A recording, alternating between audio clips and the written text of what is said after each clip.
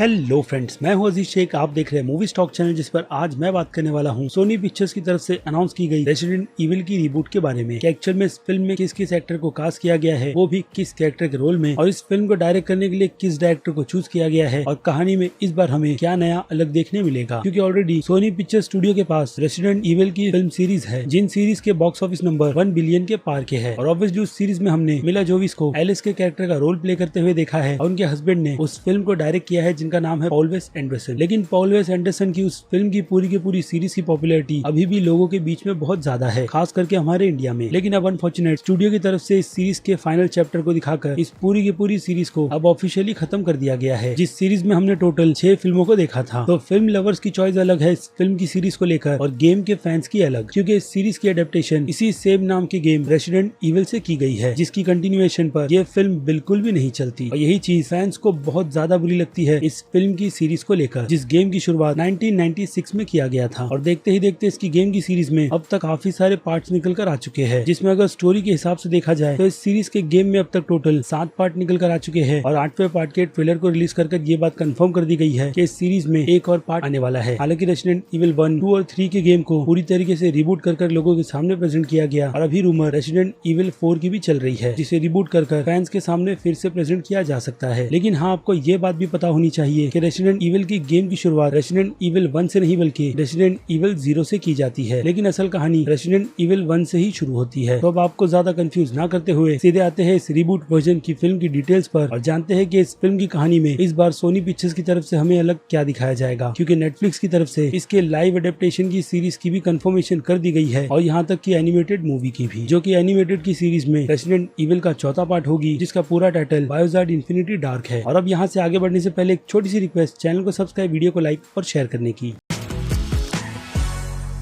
So friends, तो सबसे पहले कंफ्यूजन दूर करते हैं नेटफ्लिक्स पर आने वाली लाइव एडेप्टेशन की सीरीज रेसिडेंट इविल की, जो टाइमलाइन के अकॉर्डिंग रेसिडेंट इविल के इस यूनिवर्स में सबसे पहली सीरीज होगी, जिसका पूरा फोकस वॉस्कर फैमिली के 2 मेंबर्स जेड और बिली वॉस्कर्स पर किया जाएगा, जो नए रकून सिटी में रहने के लिए आएंगे। और वहाँ पर आने के बाद ये दोनों किस मुसीबत में फंसेंगे, उसी पर वो पूरी की पूरी नेटफ्लिक्स की सीरीज का फोकस होगा। जिस सीरीज में जेड की एज कंफर्मेशन के हिसाब से 14 ईयर्स की दिखाई गई है, यानी कि वो एक टीनेजर होगी, जिसे पूरी तरीके से संभालने की जिम्मेदारी उसके बड़े भाई बिली की ही होने वाली है। और वॉस्कर फैमिली रेसिडेंट इविल में बिल्कुल भी नई तो है नहीं। अब ये बात रेसिडेंट इविल के डाई हार्ड गेम्स के फैंस को काफी अच्छी तरीके से पता भी होगी, और मूवीज लवर को ये बात नहीं पता है कि वॉस्कर फैमिली है कौन। तो मेरे हिसाब से आपको इस शक्ल को देख लेना चाहिए, जिसने रेसिडेंट इविल फिल्म में एलिस को बहुत ही ज्यादा परेशान किया है, और इस कैरेक्टर का नाम है एल्बर्ट वॉस्कर, जो फिलहाल तो नेटफ्लिक्स की सीरीज में हमें देखने मिलने वाला है नहीं। लेकिन बात करें सोनी पिक्चर्स की तरफ से आ रही रीबूट वर्जन की रेसिडेंट इविल फिल्म की, तो उस फिल्म में एल्बर्ट के कैरेक्टर को कास्ट किया गया है, जिस कैरेक्टर का role play Tom Hooper play करने वाले हैं। जी हाँ, टॉम हुपर रेसिडेंट इविल के रिबूट वर्जन में एल्बर्ट वॉस्कर यानी कि सीरीज के विलन के कैरेक्टर का रोल प्ले करने वाले हैं। लेकिन इस फिल्म में सिर्फ एक ही विलन को डाला नहीं गया है, बल्कि गेम में एल्बर्ट का एक पार्टनर भी था, जिन दोनों साइंटिस्ट ने मिलकर टी वायरस से लेकर जी वायरस पर काफी ज्यादा काम किया था। और दूसरा नाम आता है विलियम बर्किंस के कैरेक्टर का, जिस कैरेक्टर का रोल प्ले करने के लिए सीरीज में नील मैकडोनल को हायर किया गया है, जो मेरे हिसाब से इस रोल के लिए बिल्कुल परफेक्ट हो गए। और हाँ, टॉम हुपर भी। तो नेटफ्लिक्स की सीरीज की जितनी डिटेल मैंने आपको दी है, उससे ज्यादा और कोई भी डिटेल फिलहाल तो और निकल कर नहीं आई है उस लाइव एक्शन सीरीज को लेकर। लेकिन फिल्म से रिलेटेड कास्ट के अलावा इसकी और भी काफी सारी डिटेल्स निकल कर आई है, जिसके बारे में अब मैं आपको बताने वाला हूँ, और साथ ही साथ एक कंफ्यूजन के बारे में भी, जो कि इस फिल्म की टाइमलाइन को लेकर है। लेकिन पहले बात कर लेते हैं सभी के सभी कैरेक्टर्स के बारे में, जिसमें से अब तक मैंने आपको सिर्फ 2 ही एक्टर की कंफर्मेशन के बारे में बताया है। तो अब आते हैं इस सीरीज की एक और कैरेक्टर जिल वैलेंटाइन पर, जिस कैरेक्टर का रोल प्ले करने के लिए एना जॉन किनमैन को कास्ट किया गया है, जो कि अगेन मेरे हिसाब से एक अच्छी कास्टिंग की गई है। तो अब जब जिल का नाम निकल कर आया है, तो उनके पार्टनर क्रिस रेडल की भी बात कर लेनी चाहिए, जिस कैरेक्टर का रोल प्ले इस फिल्म में रॉबी एमिल प्ले कर रहे हैं, जिनसे मुझे कोई भी तकलीफ नहीं, क्योंकि उनकी शक्ल क्रिस के कैरेक्टर से बहुत ही ज्यादा मिलती जुलती है। तो ये 2 कैरेक्टर्स गेम के पहले 2 ऐसे मेन कैरेक्टर्स हैं, जिन्होंने रेसिडेंट इविल 0 के बाद रेसिडेंट इविल 1 के गेम से इसकी शुरुआत की थी, जिन्हें रिस्पॉन्सिबिलिटी दी गई थी उनके 2 ऑफिसर्स को ढूंढने की, यानी कि रॉकी और रिबेका, जो लोग रकून आइलैंड पर आकर पूरी तरीके से गायब हो गए हैं। और उन्हीं का पता लगाने के लिए जिल और क्रिस को भेजा जाता है, जिसके बाद उन्हें पता चलता है रकून सिटी के एक मेंशन के बारे में, और जी हाँ, उसकी हिस्ट्री के बारे में भी, कि कैसे इस मेंशन में में कुछ इनलीगल एक्सपेरिमेंट किए जा रहे हैं, यानी कि वायरस, जो कि मुझे नहीं लगता है कि कोई स्पॉइलर है, क्योंकि ये बात इतनी ज्यादा पुरानी है गेम में कि लोगों को भी इसके बारे में काफी अच्छी तरीके से पता है। और फिल्म की कहानी भी एक्चुअल में यही है जो मैंने आपको बताई है। जिसके टाइम पीरियड की बात करें तो गेम की टाइम पीरियड के हिसाब से ही इस फिल्म को उस टाइमलाइन में सेट किया गया है, यानी कि ईयर 1998 में, और जगह है रकून सिटी। तो चलिए अब बात करते हैं और दो कैरेक्टर्स की, जिनमें से एक कैरेक्टर है क्लैरी रेडफील्ड का, जिसके सरनेम से आपको ये बात पता चल जानी चाहिए कि क्लैरी एक्चुअल में क्रिस की बहन है, जिन कैरेक्टर्स को हमने रेसिडेंट इविल की फिल्म में भी देखा है। तो अब इस रीबूट वर्जन की फिल्म में क्लैरी रेडफील्ड के कैरेक्टर का रोल प्ले कर रही है क्रेया स्कॉडेल-रियो, जिनकी परफॉर्मेंस मुझे ट्रॉल फिल्म में बहुत ही ज्यादा पसंद आई थी। तो उनकी कास्टिंग भी इस फिल्म में मेरे हिसाब से तो अच्छी ही की गई है। और अब बात करते हैं क्लैरी के पार्टनर लियो एस कैनेडी की। और जी हाँ, ये कैरेक्टर भी हमने रेसिडेंट इविल की फिल्म की सीरीज में देखा है, और इसके अलावा जिल वैलेंटाइन के कैरेक्टर को भी। लेकिन अब बात करें लियोन के कैरेक्टर की, तो जिस एक्टर को इस रोल के लिए कास्ट किया गया है उनका नाम है इवान जोगिया, जिनकी कास्टिंग से काफी फैंस बहुत ही ज्यादा नाराज है। और हमने इवान को इसके पहले ज़ॉम्बीलैंड डबल टैप फिल्म में भी देखा है, यानी ये नाराजगी फैंस की लियोन के कैरेक्टर को लेकर अब भी बरकरार है, जिसके पहले पॉल वेस एंडरसन की फिल्म में कास्टिंग किए जाने के पहले भी थी। लेकिन वो कहते हैं ना, जब तक फिल्म निकल कर नहीं आएगी लोगों के सामने या फिर लियोन के कैरेक्टर का फर्स्ट लुक, तब तक ऐसी कोई भी कमेंट करना मेरे हिसाब से तो बिल्कुल भी ठीक नहीं होगा। इसलिए अभी के लिए तो फैंस को थोड़ा टाइम देना चाहिए कि सोनी पिक्चर्स की तरफ से इस बार प्रॉमिसिंग के हिसाब से किस तरीके की प्रिपरेशन की जा रही है इस रीबूट रेसिडेंट इविल की गेम एडेप्टेशन की सीरीज को लेकर। तो प्रॉब्लम की बात करें जो कि इस फिल्म की टाइमलाइन को लेकर है, तो वो प्रॉब्लम है इस फिल्म में लियो और कायरा के कैरेक्टर को ऐड करना, क्योंकि गेम के हिसाब से इन दोनों कैरेक्टर्स की एंट्री रेसिडेंट इविल पार्ट 2 में हुई थी, जिसका पूरा फोकस रकून सिटी पर था, जहां पर टी वायरस विलियम बैरिक की वजह से पूरी तरीके से फैल गया था। और उस सिचुएशन से वो दोनों खुद को कैसे निकालेंगे, उस गेम का पूरा फोकस उसी पर रहता है। और हाँ, टाइमलाइन के हिसाब से रेसिडेंट इविल 1 के गेम में और 2 में ऑलमोस्ट मंथ का गैप है, जिसे शायद मेरे हिसाब से फिल्म में थोड़ा बहुत चेंज तो किया ही जाएगा। और उसका रीजन है इस फिल्म में 2 कैरेक्टर्स को ना ऐड करना, जिनके नाम मैंने आपको स्टार्ट में बताए थे, जो कि थे रूकी और रबीका के कैरेक्टर, जो गेम में रेसिडेंट इविल 0 में है। और इन दोनों को ही ढूंढने के लिए जिल और क्रिस को एक मिशन दिया जाता है, जिसमें गेम में वो लोग एंड में पास भी हो जाते हैं। तो शायद ऐसा ही कुछ फिल्म में भी फोकस किया जाएगा या फिर नहीं भी, क्योंकि मेरे हिसाब से गेम की स्टोरी से थोड़ा बहुत हटकर फिल्म को तो बनाया ही जाएगा। वरना अगर चीजों को बिल्कुल सेम कर दिया गया तो फैंस के लिए ये कोई भी बड़ा सरप्राइज नहीं होगा स्टोरी वाइज। लेकिन हाँ, उन लोगों के लिए ये सरप्राइज है जिन लोगों ने रेसिडेंट इविल की सीरीज के गेम को अब तक नहीं खेला है। तो ये हो गई सारी की सारी details resident evil reboot version की फिल्म को लेकर कि इस फिल्म में हमें कौन से एक्टर किस कैरेक्टर का रोल प्ले करते हुए नजर आने वाले हैं। तो अब बात कर लेते हैं इस फिल्म को बनाने वाले डायरेक्टर की, जिन्हें इस फिल्म की कहानी लिखने की भी जिम्मेदारी दी गई है, और उनका नाम है जॉनस रॉबर्ट्स, जिन्होंने अब तक तो अपने करियर में कोई भी अच्छी फिल्म नहीं बनाई है। और अब सोनी पिक्चर्स की तरफ से उन्हें बहुत ही ज्यादा बड़ी जिम्मेदारी दे दी गई है रेसिडेंट इविल की सीरीज को संभालने की, जिसे जॉनस किस तरीके से हैंडल करेंगे ये बात तो हमें आगे ही पता चलेगी। और अब रही बात फिल्म की रिलीज डेट की, तो उसकी ऐसी कोई भी कंफर्मेशन नहीं की गई है कि हमें सोनी पिक्चर्स की तरफ से रेसिडेंट इविल का ये रीबूट वर्जन की फिल्म कब तक देखने मिलेगी। लेकिन अगर अंदाजा लगाया जाए तो हो सकता है कि इस फिल्म को नेक्स्ट ईयर के एंड तक रेडी कर दिया जाए, क्योंकि चांसेस उसके पहले के तो बिल्कुल भी नहीं लग रहे मुझे। यहाँ तक कि मुझे ऐसा भी लगता है कि ये फिल्म 2022 के ईयर में ही रिलीज होगी, उससे पहले नहीं। लेकिन जब एक्टर्स की कंफर्मेशन की गई है, यहाँ तक कि डायरेक्टर की भी, तो इस पर बात करना तो बनता ही है, ताकि आप इस फिल्म से पूरी तरीके से अप टू डेट रहे कि आपको इस बार रेसिडेंट इविल के रीबूट वर्जन की फिल्म में क्या नया देखने मिलने वाला है। तो आई होप मैंने अपना काम काफी अच्छी तरीके से किया होगा इस रीबूट वर्जन के फिल्म के पूरे यूनिवर्स को समझाने में। और जब इस फिल्म का कोई टीजर या फिर ट्रेलर निकल कर आएगा, तो तब भी काफी डिटेल में मैं इसकी स्टोरी पर आपसे बात करूंगा, और इसके अलावा नेटफ्लिक्स पर आने वाले शो को भी लेकर मैं आपको उसकी भी एक्सप्लेनेशन दे दूंगा, ताकि आप इस यूनिवर्स को काफी आसानी से समझ सको। तो चलिए अब खत्म करते हैं वीडियो को यहीं पर। मैं हूँ अजीज शेख, आप देख रहे हैं मूवी स्टॉक चैनल, जिसे अगर आपने अभी तक सब्सक्राइब नहीं किया है तो सब्सक्राइब कर लीजिए, और बगल में बने हुए इस बेल आइकन के साथ साथ नोटिफिकेशन को ऑल पर क्लिक कर दीजिएगा। इससे होगा ये कि मैं अपने चैनल पर जब भी कोई नई वीडियो अपलोड करूंगा, आपको उसकी नोटिफिकेशन सबसे पहले मिलेगी। इसलिए चैनल को सब्सक्राइब, वीडियो को लाइक और शेयर करना तो बिल्कुल भी मत भूलिएगा। और अब मैं मिलता हूँ जल्दी आपसे दूसरी किसी वीडियो में किसी और फिल्म या फिर किसी और सीरीज के टॉपिक पर बात करते हुए। तब तक के लिए तो आप मेरे चैनल के बाकी दूसरे वीडियोस को एंजॉय कीजिए, और टिल देन